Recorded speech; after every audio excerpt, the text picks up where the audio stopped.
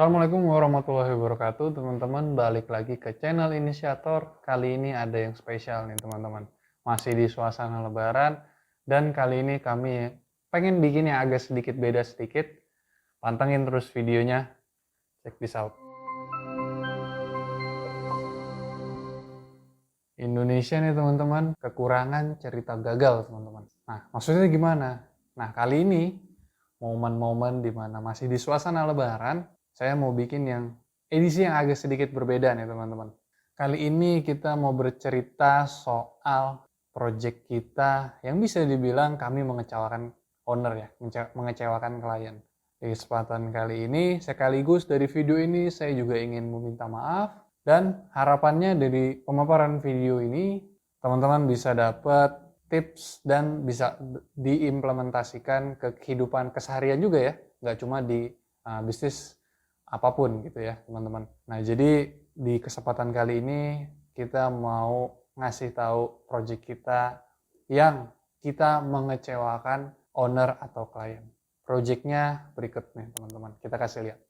Nah, teman-teman, dari sini tentunya kami berharap bahwa teman-teman bisa dapat pembelajaran yang didapatkan dari video ini, dan harapannya teman-teman juga tidak harus malu gitu, teman-teman, bahwa ya sebenarnya teman-teman itu memang memulai tidak harus selalu benar.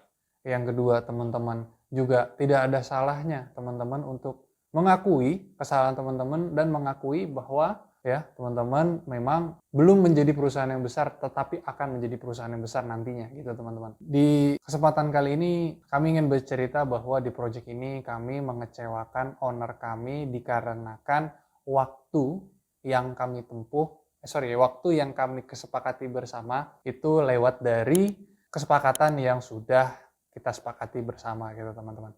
Salah satu alasannya kenapa teman-teman saya terlambat di project ini gitu ya, teman-teman, dikarenakan saya sendiri itu sakit, teman-teman. Nah, nanti mungkin bisa kita recap ya dari tips-tips apa saja yang akan saya sampaikan dari video ini.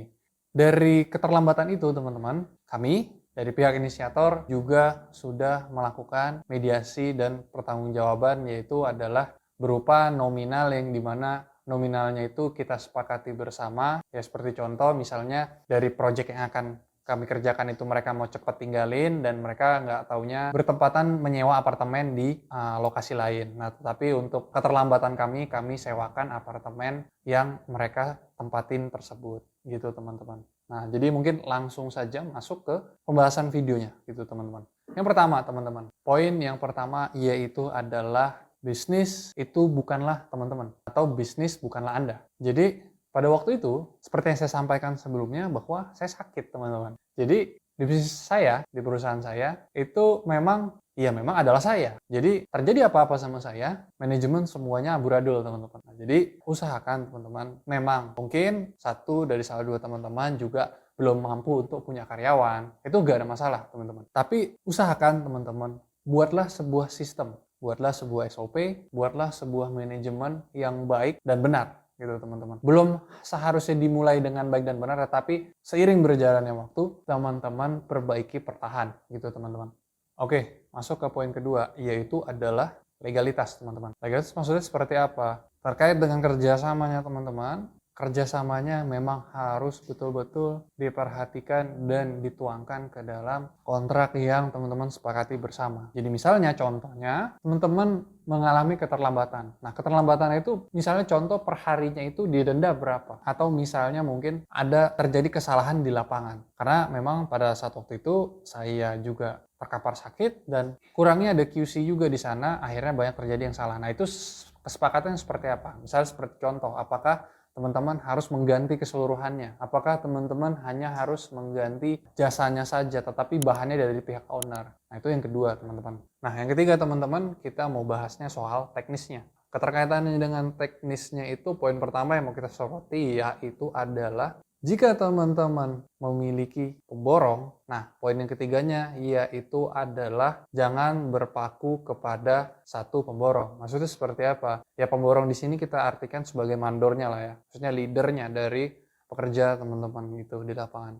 Nah seperti biasanya untuk urusan interior maupun eksterior itu ya memang teman-teman ya bisa dikatakan kalau bahasa lapangannya borongannya lah ya teman-teman. Nah, untuk mempersingkat waktu, apabila proyek teman-teman itu besar skalanya, jangan pernah untuk memakai pemborong itu hanya satu teman-teman. Pilahlah berbagai pemborong di berbagai section misalnya. Misalnya lantai satu pemborong yang satu, lantai yang kedua pemborong yang kedua gitu. Begitupun juga seterusnya. Jadi tuh waktu tuh akan terhemat gitu teman-teman. Nah, nanti terkaitannya dengan di lapangannya itu nanti bisa dikondisikan bersama gitu ya teman-teman. Tim itu penting teman-teman. Jangan sampai teman-teman itu pun juga bekerjanya sendiri dan nggak taunya timnya teman-teman juga bekerjanya juga sendiri gitu. Atau tidak diisi dengan orang-orang yang memang memiliki tim yang banyak orangnya. Tetapi balik lagi, apabila orangnya juga banyak tetapi juga kualitasnya juga nggak bagus juga, mungkin percuma juga gitu teman-teman. Nah, lanjut untuk tipsnya itu lagi yaitu adalah keterkaitannya soal psikologi sedikit nih teman-teman. Yaitu teman-teman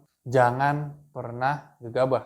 Nah, ini penting ya, mungkin penting nggak penting, tapi menurut saya ini penting teman-teman. Karena pada saat waktu itu kami juga mungkin masih baru ya. Mendapatkan masalah seperti ini itu mungkin ya bisa dikatakan saya sendiri masih kalang kabut gitu ya teman-teman. Jadi alangkah memang baiknya teman-teman jangan pernah untuk gegabah, jangan pernah untuk terlalu berpikir yang macam-macam. Hanya fokus saja. Kalau teman-teman belum bisa mengerjakan itu di waktu rentan yang memang 1 minggu, bagaimana rencana teman-teman mengerjakan waktu 1 bulan, teman-teman fokus aja dulu apa yang akan dikerjakan untuk besok dan targetnya seperti apa untuk menanggulangi keterlambatan dan kekacauan lainnya gitu teman-teman. Lanjut kita bahas langsung ke rumahnya ya. Mungkin teman-teman penasaran untuk rumahnya itu seperti apa. Ini kita lihat videonya di sini ya teman-teman. Untuk si rumahnya. Lokasinya di Tangerang Selatan dan ini rumahnya. Desainnya kita bekerja sama seperti biasa dengan salah satu partner kita yang bekerja di bidang desain arsitektur, studio arsitektur, teman-teman. Dan jika kita melihat di ruang tamu ini, teman-teman, kita bisa melihat sudah suasana seperti desain-desain Japandi gitu, teman-teman. Di sini, kalau mungkin dilihat dari videonya nggak kelihatan ya, coba sebenarnya rumah ini nggak terlalu besar, teman-teman. Jadi ukurannya itu hanya kurang lebih ya 5 kali 7,5 teman-teman. Jadi dari area ini, di ruang tamu ini, mungkin teman-teman melihat kok ini nggak ada lemari untuk penyimpanan ya. Mungkin nggak ada tempat storage untuk menyimpan barang ya. Seperti teman-teman lihat di sini, panel di ruang tamu ini, yaitu sebenarnya di belakangnya itu ada lemari teman-teman. Nah, jadi memang panelnya ini kita fungsikan sedemikian mungkin untuk menjadi tempat barang-barang diletakkan di sini.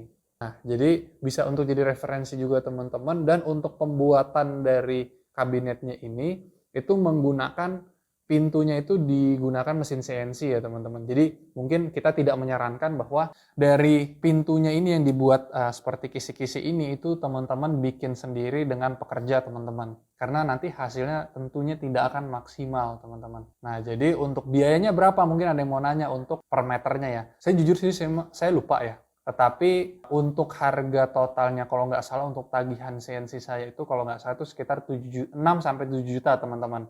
Dan untuk luasan bidang dari si lemarinya ini tuh kalau saya nggak salah itu tingginya itu 2,8 meter dan panjangnya itu kalau nggak salah 5 meter gitu teman-teman. Jadi lumayan mahal sebenarnya. Ini bisa kita lihat lampu standar ya teman-teman, warm white. Terus juga, nah ini lantainya dia pakai vinyl teman-teman. Nah ini vinylnya mereknya dari Gemaru. Nah ini bagus juga teman-teman, rekomendasi. Mungkin kalau mau collab dan mau tapping di sini juga boleh.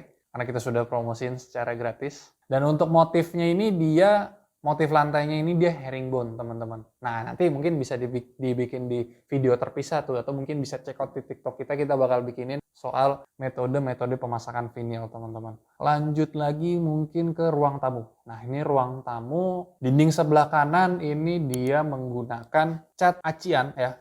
Dia seperti catnya acian semen gitu ya teman-teman. Dari brand Dulux. Nah ini dia memang harus dikerjakan dengan khusus aplikator ya. Karena memang sebenarnya agak susah. Dan itu memang dia for your info aja teman-teman, dia itu ada beberapa campurannya gitu teman-teman. Dia ada cat dasarnya, ada cat glitternya, dan nanti akan dikerjakannya secara diacak-acak gini pakai KP.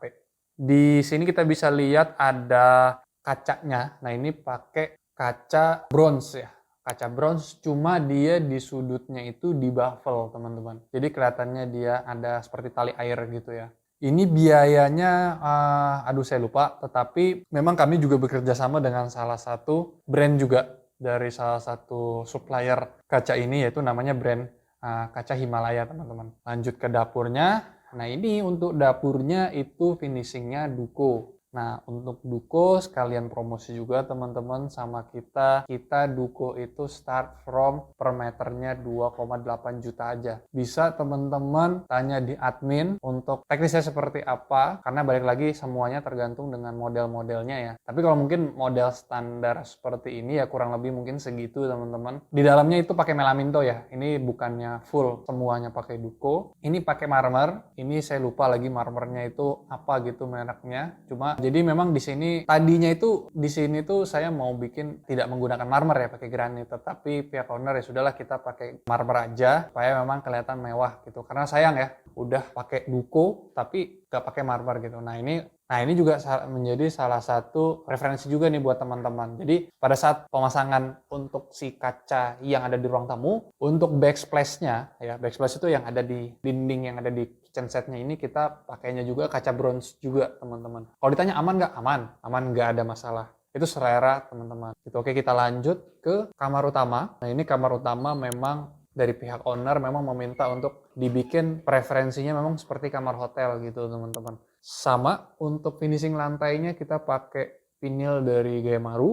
Terus untuk di sini dia ada seperti pembatas gitu ya teman-teman. Nah ini pembatasnya itu dia memang buat jadi rak TV itu dibikinnya pakai biasa sih pakai panel dari HPL, finishing HPL biasa. Oh ya by the way ini finishingnya semuanya HPL-nya Taco ya. Dan supaya kuat ya karena ini teknis lagi nih teman-teman. Kalau misalnya memang mau ada TV itu di situ karena dia emang berat, jangan lupa teman-teman dikasih bracket untuk penahannya. Dan dari panel cuma sekecil ini aja juga sebenarnya untuk menopang panel dari HPL-nya itu juga sebenarnya berat. Nah, jadi teman-teman harus diperhatikan untuk dari struktur dari besinya ini. Jangan sampai besinya ini tuh besi yang tipis gitu teman-teman. Jadi pakainya besi hollow besi ya. Saya lupa sih tebalnya berapa. Ini lemarinya dia biasa di tengahnya tuh ada untuk dandan gitu ya. Ini standar sih semuanya, cuma ini dia memang HPL-nya dia full sampai dalam. Full sampai dalam dan ini untuk si pintu kacanya dia pakai pintu sliding yang dimana kacanya juga pakai kaca bronze. Jadi dia sebenarnya tembus keluar gitu. Dia nggak 100% kelihatan yang ada di dalamnya sih, cuma memang dia sedikit tembus pandang. Balik lagi semuanya standar untuk kamarnya. Nah ini untuk backdrop kasurnya ini kita pakai finishing padet ya biasa ya. Terus nah ini untuk si di atas dindingnya ini kita sama pakai acian yang seperti di bawah di ruang tamu. Nah ini kita lanjut ke kamar mandinya. Nah ini kamar mandinya kita agak unik ya. Jadi ini dia lumayan seperti suasana-suasana villa di Bali gitu ya teman-teman. Tapi diterapkan di rumah, itu ya bagus desainnya. Kami juga suka. Untuk finishing dindingnya itu kalau saya nggak salah itu speknya itu Roman teman-teman. Ya kan, boleh nanti komen di bawah kalau mau tahu. Terus untuk, nah ini dia ada kacanya, dia memang sekalian langsung adalah lampunya ya, tapi bukan saya beli, itu owner yang beli gitu. Dan untuk si lantainya itu dia pakai, nah ini lantainya ini yang motif bunga-bunga itu dia dari merek Tegal Suroyo gitu teman-teman. Nah jadi bisa mudah-mudahan bisa jadi preferensi untuk teman-teman semua. Jadi ini kami bahas dari project kami yang memang dari pihak owner itu memang kecewa dengan kami lah, tapi mungkin mudah-mudahan dari segi pekerjaannya kami bisa memuaskan dari owner gitu ya. Kiranya cukup teman-teman untuk pembahasan kali ini ya. Balik lagi yang saya selalu mau bicarakan bahwa di Indonesia ini teman-teman memang kelihatannya sudah mulai banyaknya itu orang-orang kebanyakan mabok sama cerita kesuksesan teman-teman. Tetapi tidak ada salahnya teman-teman untuk teman-teman juga belajar dari cerita kegagalan orang. Karena nantinya teman-teman akan pastinya mengalami kegagalan ya kan. Nggak mungkin yang namanya bisnis itu naik terus. Pasti ada downfall-nya. Dan yang paling penting itu ya teman-teman, apapun yang terjadi dengan teman-teman bahwa teman-teman itu harus punya keyakinan. Keyakinan seperti apa? Ya mau apapun yang terjadi di dunia ini, mau dunia ini runtuh sekalipun, keyakinan teman-teman harus tetap yakin teman-teman bahwa teman-teman akan bisa menyelesaikan masalahnya. Cukup dari saya, mudah-mudahan bermanfaat teman-teman. Sekali lagi dari video ini saya tidak ingin menyalahkan semua pihak, ya kan? Mungkin dari pihak pelaku usaha yang bidangnya seperti kami sibuk mempertontonkan kebaikan, kebagusan, tetapi di momen kali ini di momen lebaran juga, momen bermaaf-maafan, kami mempertontonkan sisi dari kemanusiaan kami juga, dan mempertontonkan bahwa kami juga pernah salah, gitu teman-teman. Dan salahnya, kami dari pihak PT, inisiator pembangunan Nusantara, memohon maaf apabila ada kesalahan yang pernah kami lakukan, tidak hanya kepada owner dari pihak yang bekerja sama dengan kami, tetapi juga teman-teman semua. Mudah-mudahan menjadi lebaran yang fitri untuk teman-teman sekalian di rumah. Sekali lagi kami mohon maaf. Minal aizin wal faizin. Assalamualaikum warahmatullahi wabarakatuh. Salam inisiator.